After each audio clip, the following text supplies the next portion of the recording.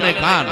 આ માલ તારો મેલડી પણ ખરેખર આટલી વસ્તીની માલિકા મેલડી જેવો ધર્મ લઈને આવ્યા હોય બાપની દેવી હોય વડવાનો વ્યવહાર પીડ્યો હોય કોઈ માતાજીની સાધના કરી હોય અને જેના જેના કાંડે ભલા મારા મેલડી હોય અને એકવાર હાથ કાઢી અને આકલો ન મારે ને તો બાપની દેવી ચાક કામતરું કરી ગઈ હોય ભાઈ